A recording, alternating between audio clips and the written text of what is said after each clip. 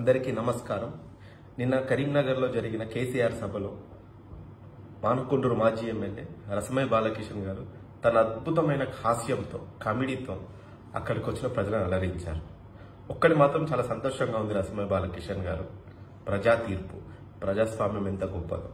10 సంవత్సరాల క్రితం నాకు గోషిగొంగడు తప్ప ఏం లేదు అంటూ నువ్వు ఏ మానకొండూరు నియోజకవర్గానికైతే నువ్వు స్థానికేతరుడు వచ్చి ఇక్కడ ఆశ్రయం పొందావో, ఈ రోజు మానకొండూరు నియోజకవర్గ ప్రజలు ఇచ్చిన తీర్పుతో అదే గోషిగొంగడి నీకు మిగిలింది. గుర్తుపెట్టుకో, రాజకీయాల్లో పదవులు శాశ్వతం కాదు. ఎప్పుడు కూడా మనం అధికారంలో ఉన్నా లేకున్నా మనం ఒకేలాగా ఉండాలి.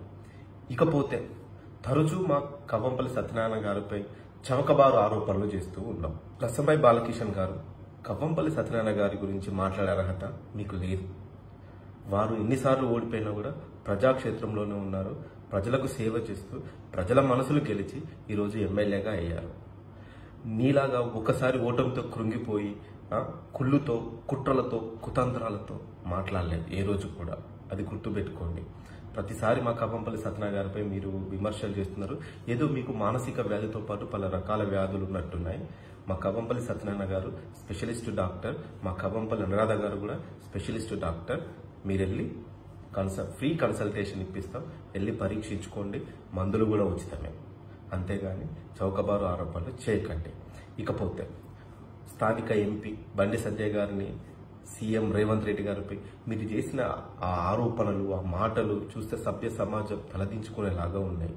2 సార్లు ఎమ్మెల్యేవి, క్యాబినెట్ ర్యాంకు ఉన్న సాంస్కృతిక సారథికి చైర్మన్వి. ఇవేనా నువ్వు మాట్లాడే మాటలు?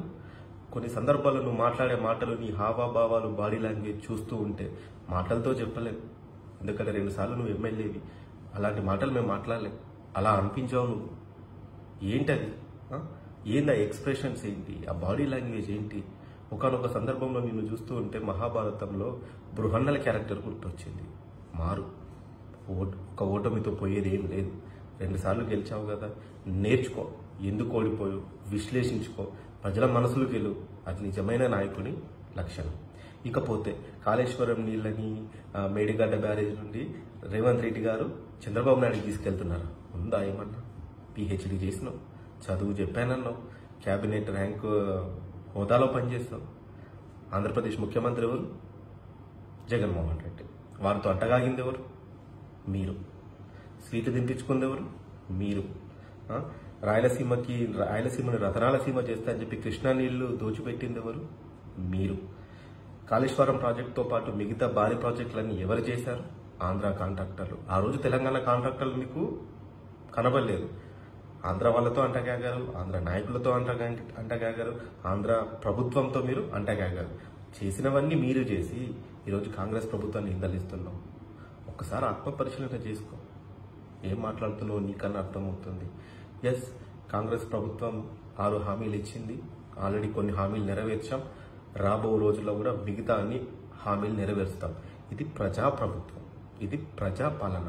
అంతేగాని మీలాగా దళితుని ముఖ్యమంత్రి చేస్తాము, నిరుద్యోగ భృతి ఇస్తాము, ఇంటికొక ఉద్యోగం ఇస్తామని చెప్పి ఉత్తర ప్రగల్భాలు పలికి మేము ఎక్కడ అన్నామని మేము తప్పించుకోం.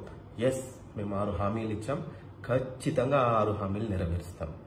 రాబో పార్లమెంట్ ఎన్నికల్లో మీరు గెలిచే సీట్లు 0. మీరెన్ని కుప్పిగంతులు వేసినా, మీరెన్ని చేసినా కూడా ఈ కరీంనగర్ పార్లమెంటు రాబో ఎన్నికల్లో మీ స్థానం 3వ స్థానమే.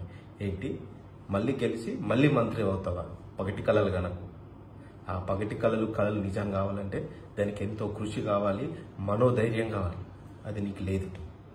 మారు. ఇకనైనా మారుతావని ఆశిస్తూ నీ మిత్రుడు డాక్టర్ పోతిరెడ్డి రాజశేఖర్ రెడ్డి.